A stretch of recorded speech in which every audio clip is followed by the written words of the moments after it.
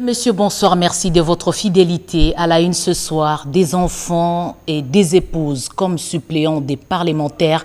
Les pros justifient cette pratique par la confiance et les anti soulèvent le népotisme. Le débat était houleux aujourd'hui à l'Assemblée nationale autour de la révision de la loi électorale. Sylvie Moembo nous propose un reportage. Des chefs de guerre ont délié leur langue à Nairobi au Kenya. Nous n'avons pas besoin de faire la guerre au président Félix Tshisekedi. Nous protégeons notre pays contre les agressions. Fin de citation. Les rebelles saluent l'initiative du dialogue. Un reportage à suivre également dans cette édition d'information. Voilà tout pour le sommaire. Madame, Messieurs, bonsoir et bienvenue à toutes et à tous. Les suites des accords signés entre le président de la République et le Qatar, des fonds pour éponger la dette sociale et résorber l'épineuse question du personnel vieillissant de l'ex-Onatra, vient de trouver une réponse à travers la signature d'un contrat de concession. Explication dans ce reportage de Patrick Michel Moukoui et Kazo Kazadi.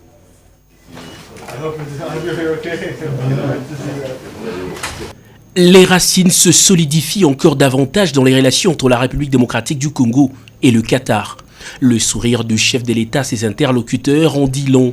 Ces hommes d'affaires qataris sont à Kinshasa pour concrétiser la volonté de l'émir Cheikh Tamim Ben Hamad et de Félix Antoine Tshisekedi d'établir une coopération économique entre les deux pays.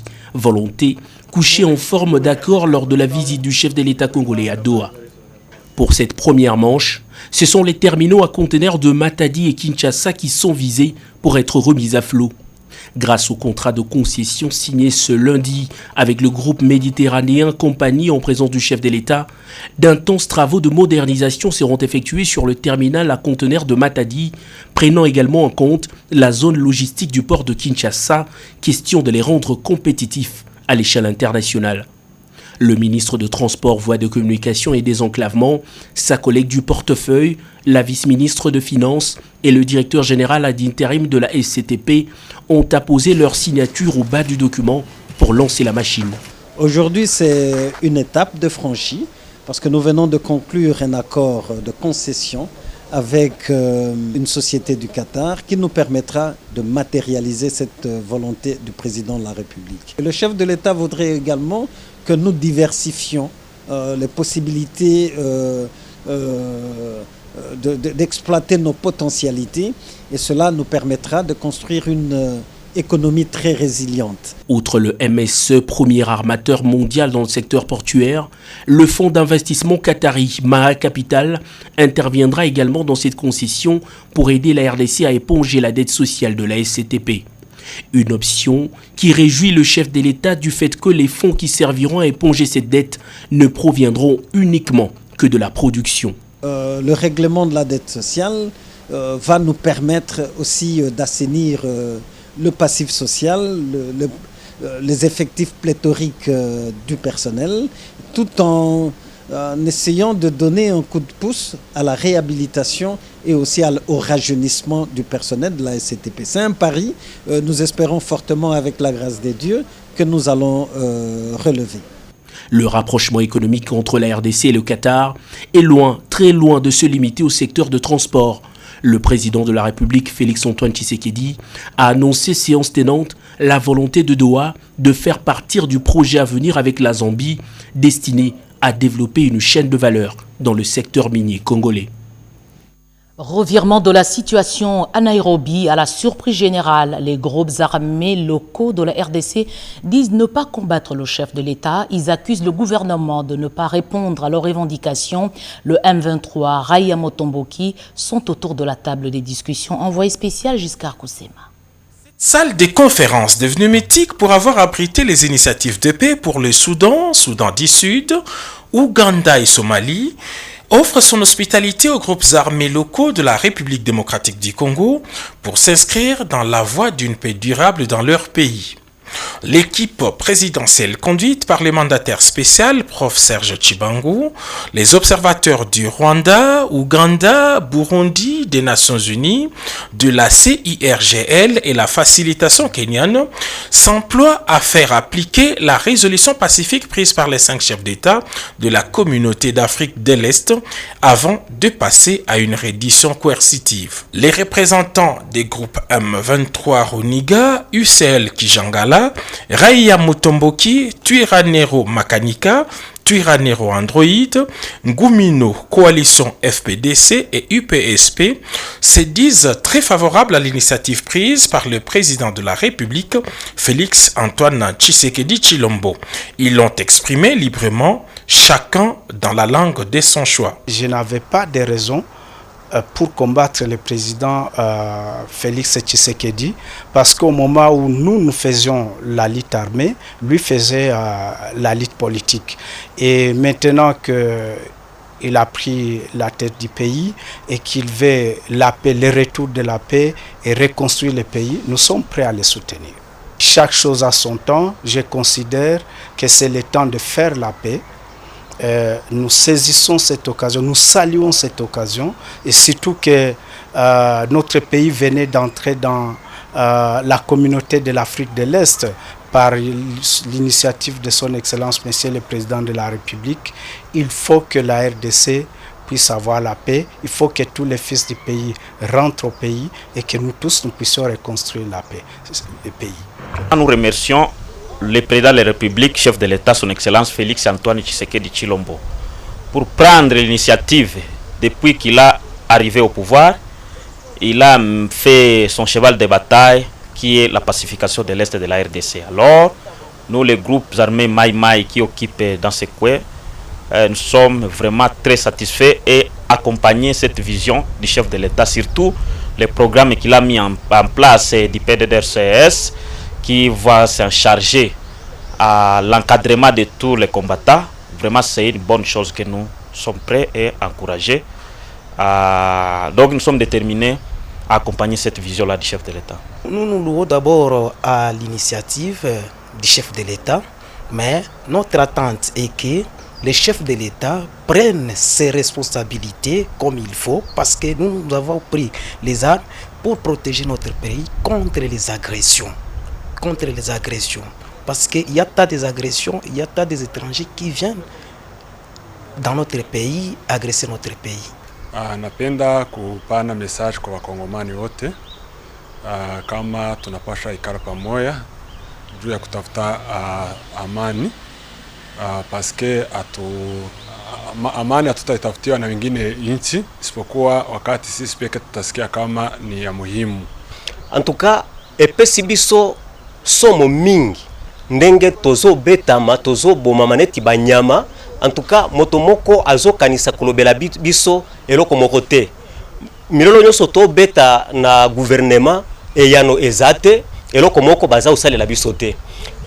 Na mayetori ko kotana awa eza pamba te pona makambo ya ba groupe armé, mais esengeli ba congolais baye ba ete na Sud Kivu problème eza les groupes armés te, mais aussi le problème politique et judiciaire. En tout cas, tobeti mololo na tandi maboko liboso ya chef de l'État, son Excellence Félix Antoine Tshisekedi Tshilombo, asa le labiso manso, aya nula biso pote tozwa biso pe elikia tozala nete bande kumususu bo ba Congolais bo bazana sembo.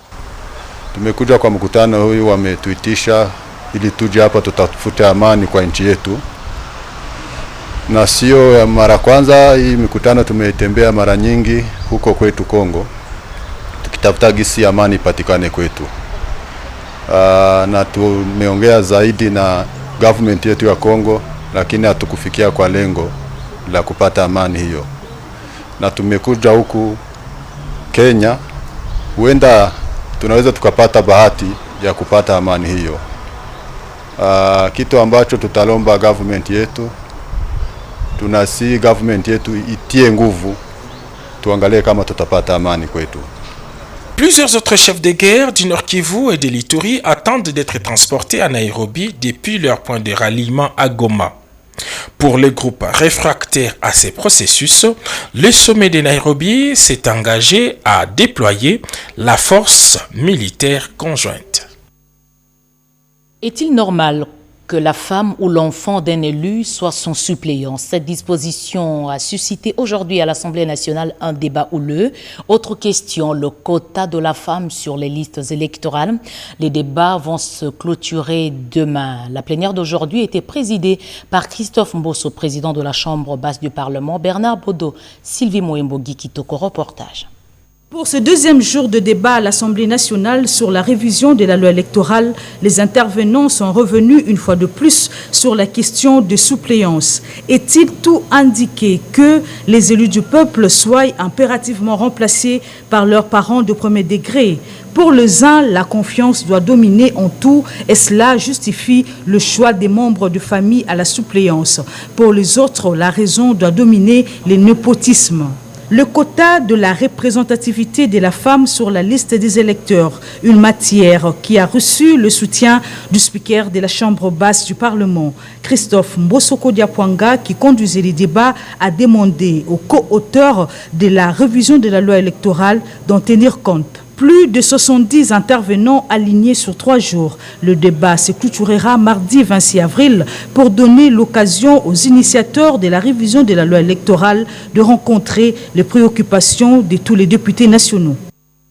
Restauration de la paix, cohésion sociale, élaboration des projets de développement durable sont là les questions qui ont été débattues au cours de la 24e réunion du comité régional de la CIRGEL pour lutter contre l'exploitation illégale de ressources naturelles. Les travaux se tiennent à Kinshasa et ont été ouverts par la ministre des Mines, Émilie Kaindo Papimbongo. De cette 24e réunion du comité régional de la CIRGEL est de mettre tous les pays membres sur la même longueur d'onde, celle de lutter contre l'exploitation illégale des ressources naturelles dans la région.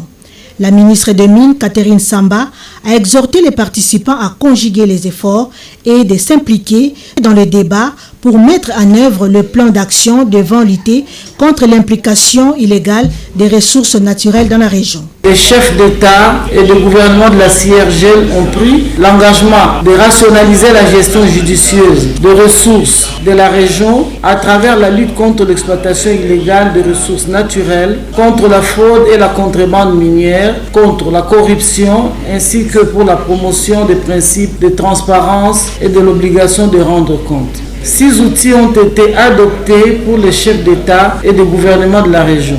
Pour certains États, la maîtrise de la traçabilité des minéraux concerne tous les maillons de la chaîne d'approvisionnement et ce, du puits d'extraction, en passant par les centres de négoce, les comptoirs, les entités de traitement, les exportateurs, jusqu'aux consommateurs finaux. Pour d'autres, la traçabilité débute au niveau des entités de traitement, jusque même aux consommateurs finaux. De son côté, le ministre de l'intégration régionale, Didier Mazenga, a salué la tenue de ces travaux qui vient matérialiser la vision du chef de l'État, Félix-Antoine Tshisekedi Tshilombo, dans la restauration de la paix et la cohésion sociale dans la région des Grands Lacs. L'exploitation illégale des ressources naturelles est le résultat de guerres qui prévaut dans la partie est de la République démocratique du Congo en particulier et de la région des Grands Lacs en général. Ainsi donc, tous les peuples de la région doivent mettre ensemble leur énergie dans la mise en œuvre des projets de développement durable. La CENI recrute et forme ses agents qui vont conduire les opérations électorales sur le terrain. Justement, pour suivre ces opérations, la centrale électorale a déployé les équipes tirées des membres du bureau et de la plénière de la centrale électorale. Ils sont justement déployés à travers plusieurs coins du pays. Tétis Samba, reportage. Sous le leadership du président de la Commission électorale nationale indépendante, Denis Kadima Kazadi, qui tient à l'organisation des élections dans le délai constitutionnel, la Commission électorale nationale indépendante a lancé l'opération d'actualisation des cartographies opérationnelles qui est déjà au stade du recrutement et de la formation des agents qui vont mener cette opération sur terrain.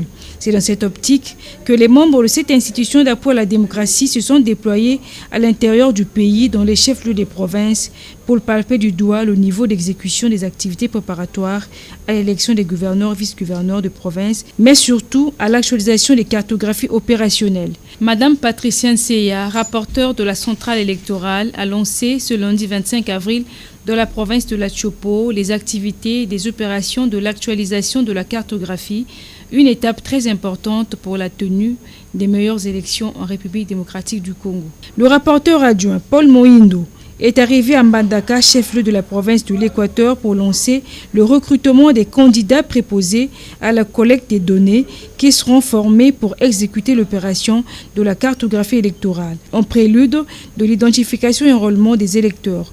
L'occasion faisant le larron, il s'est rendu le jour d'après à l'entrepôt du territoire de Bikoro pour évaluer et rétablir les responsabilités à la base de l'incendie survenu le 20 février dernier. Pendant ce temps, le questeur AG Matembo Toto a été dépêché à Nairobi au Kenya depuis le jeudi 21 avril où il a échangé avec les responsables de la société d'aviation Safari Express Cargo en prévision des opérations de ramassage et déploiement du matériel électoral à l'intérieur du pays.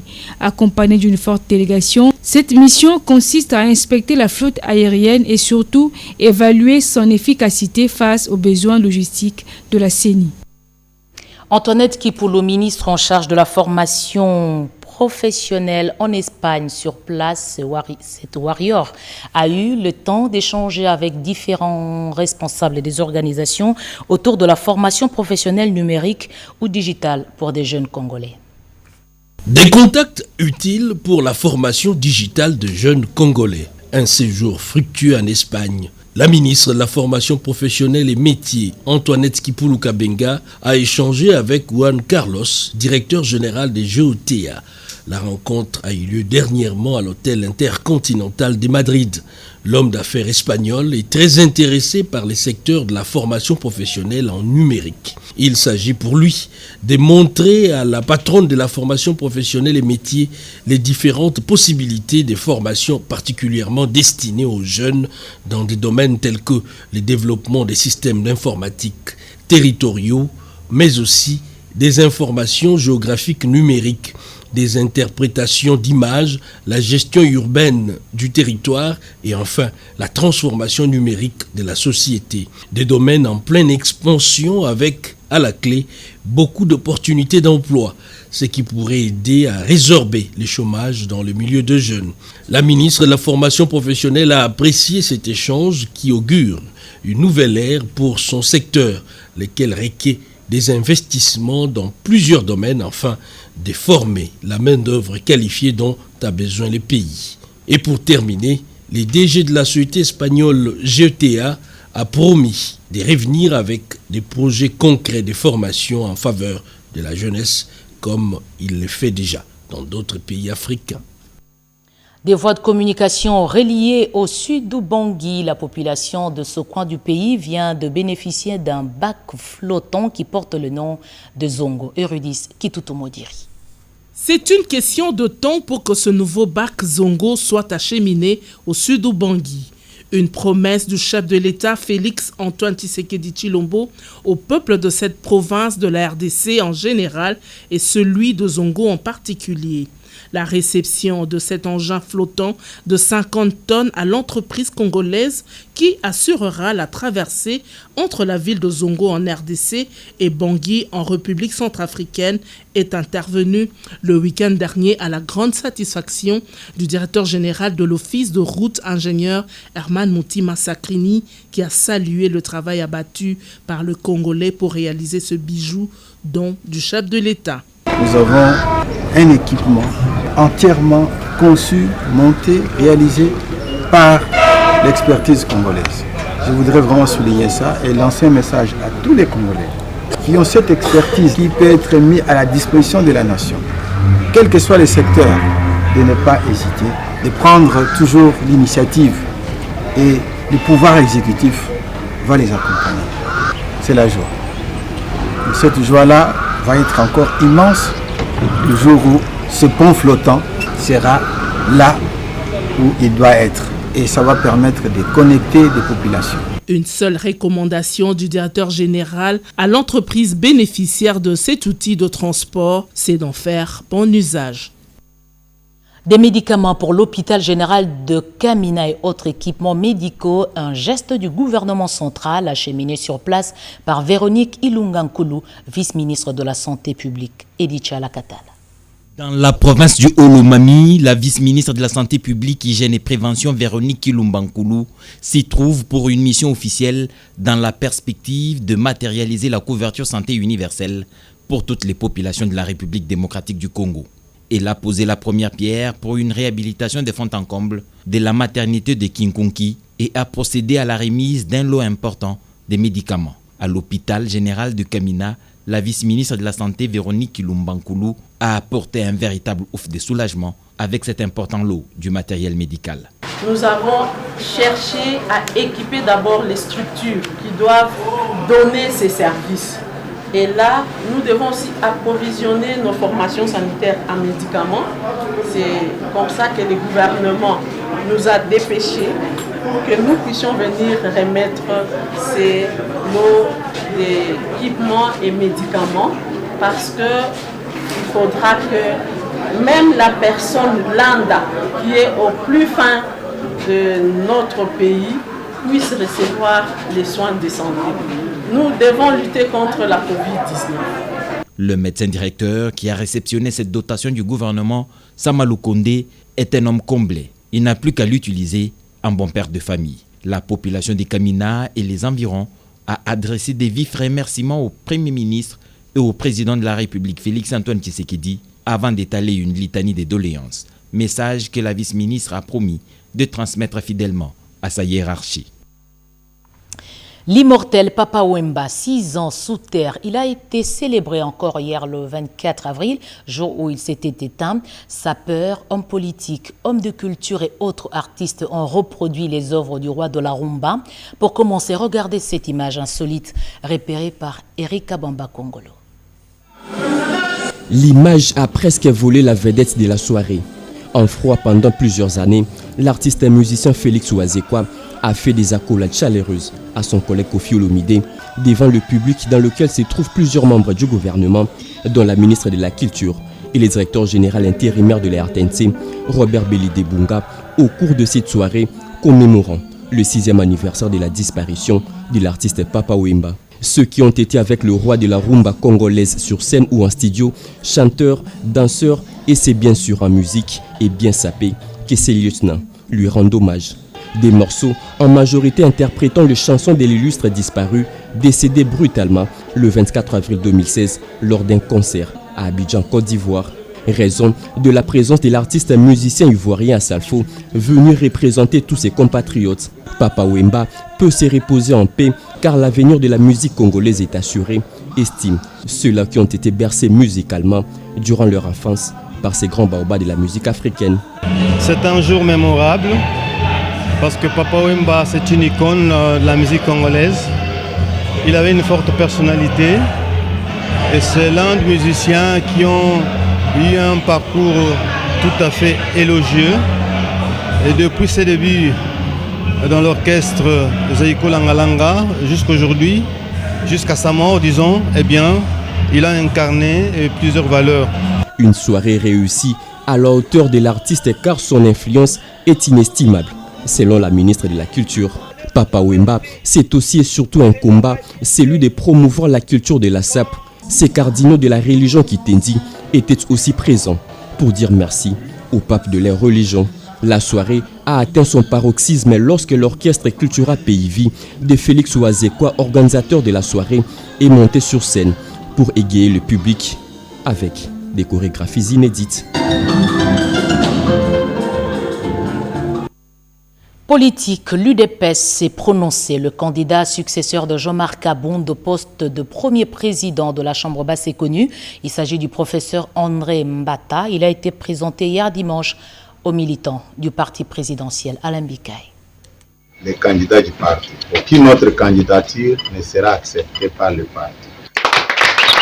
C'est lui qui est choisi par le parti présidentiel pour succéder à Jean-Marc Abound au poste du premier vice-président de l'Assemblée nationale. La candidature de cet éminent professeur des droits constitutionnels a été confirmée à la base de son parti par le secrétaire général de l'IDPS, Augustin Kabouya, le dimanche 24 avril dernier. Les membres de la cellule UPN étaient les premiers à échanger avec le numéro 1 de l'IDPS dans sa résidence sur de nouvelles orientations du parti et avoir cette confirmation. Tout celui qui se reconnaît membre de l'IDPS doit s'identifier et participer aux activités de sa cellule de résidence. Question de redynamiser les partis à la base, a insisté Augustin Kabouya. Nous, en tant que le chef les représentants de la base, nous avons pris les choses à bras le corps pour pouvoir changer la donne.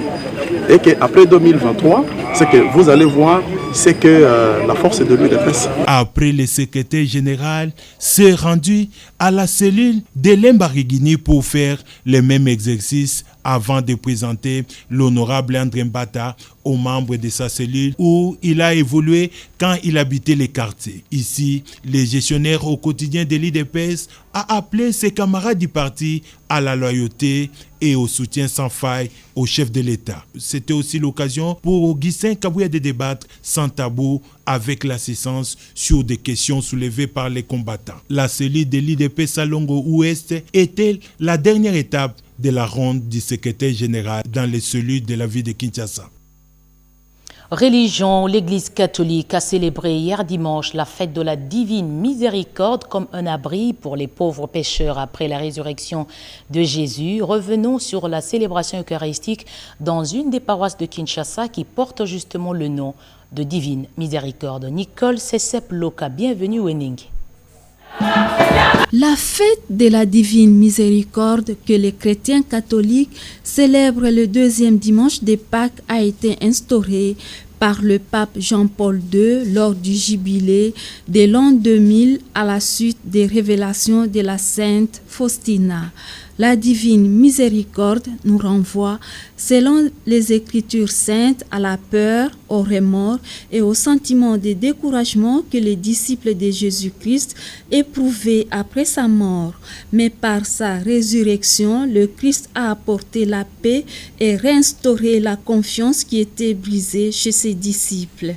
Pour le Père Clément Bosch, curé de la paroisse Divine Miséricorde dans la commune de Mongafula, la miséricorde de Dieu pardonne et dépasse tout. Les apôtres et les disciples, les lecteurs sont bien choisis, étaient enfermés dans leur peur, dans la chambre. Et Jésus est venu pour leur donner ces dons de la miséricorde en propageant ces trois dons à travers ces trois dons. D'abord, les dons de la paix. Il leur dit, la paix soit avec vous. Et de deux, à travers les dons de la miséricorde, à travers l'Esprit Saint. Que l'Esprit Saint soit avec vous.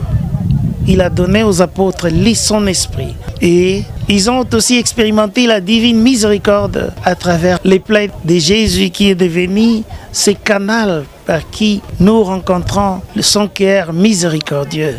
À travers l'Eucharistie, nous sommes aussi bénéficiaires de cette miséricorde divine. Sensibilisation des femmes sur l'autonomisation, les activités génératrices de revenus et les gestes de premier secours qui sauvent. Un groupe de femmes de Kinshasa, précisément Angaba, a été sensibilisé par la Fondation Godard Motemona.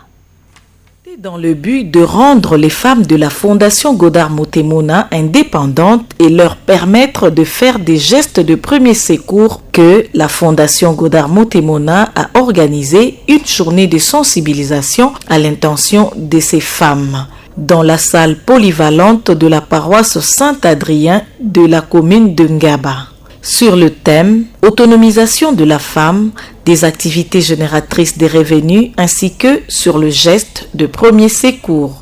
Cette journée était animée par la députée nationale élue de Moamba, Pauline Compagnie, suppléante de Godard Motemona, vice-ministre de Mines, et Chantal Djonga, présidente de la Ligue des femmes de la Fondation. Cette femme que nous voulons qu'elle soit debout dans Fogomo, c'est une femme qui doit avoir une vision transversale, c'est-à-dire dans les domaines de l'éducation, dans les domaines de la santé, dans les domaines de l'entrepreneuriat. Nous voulons d'abord sensibiliser cette femme sur les initiatives afin qu'elle soit autonome dans la vie et deuxièmement, qu'elle puisse poser les premiers gestes d'urgence qui peuvent sauver une vie. Les participantes à cette journée de sensibilisation se sont dit chanceuses d'acquérir de telles connaissances. Cadeau na boite, mais formation na zui.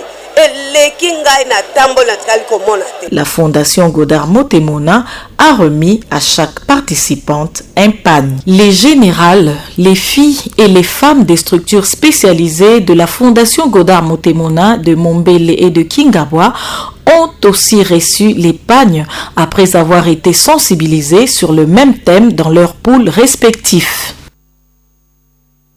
Pour faire face à la précarité constatée dans l'administration des soins de santé dans les Kasaï orientales et centrales, le président de la République avait chargé la task force présidentielle de procéder à l'acheminement d'un lot important des médicaments et autres équipements médicaux dans divers centres de santé. Une page magazine vous sera proposée à la fin de ce journal. Pour l'instant, voici ce reportage.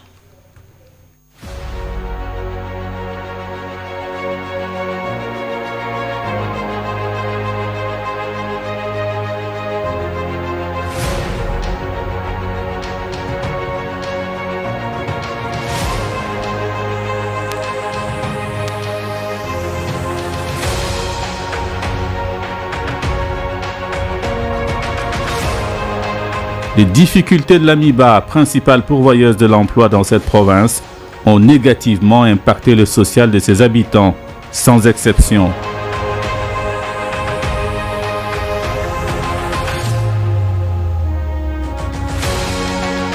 Dans ce contexte, l'accès aux biens de première nécessité et des soins de santé s'avère un parcours du combattant. En tournée dans le Grand Kasaï, le chef de l'État s'en était aperçu et du coup promis à cette population de soulager tant soit peu ses difficultés. En attendant l'achèvement des grands chantiers en cours de réalisation, allusion faite notamment au projet Chile-Gelou, impulsé par le chef de l'État.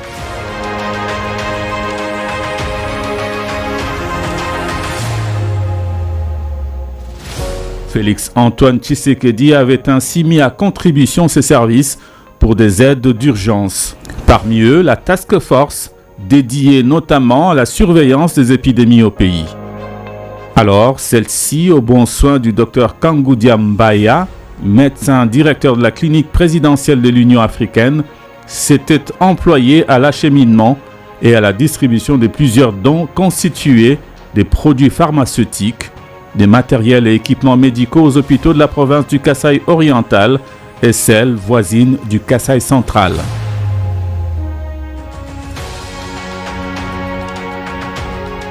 Information qui se termine d'ailleurs. Madame, Messieurs, merci de l'avoir suivi avec beaucoup d'attention à travers le monde. Je rappelle les principales informations. Le débat autour de la révision de la loi électorale se clôture demain à l'Assemblée nationale. Des questions importantes telles que pourquoi les enfants et les épouses des élus sont-ils retenus comme suppléants des parlementaires? Ceux qui soutiennent cette disposition évoquent la confiance et les anti soulèvent le népotisme. Le débat était houleux aujourd'hui, deuxième jour des discussions.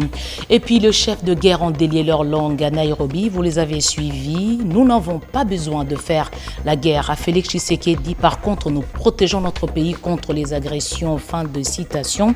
Plusieurs rebelles se sont exprimés. Voilà, Madame, Messieurs, c'est déjà fini.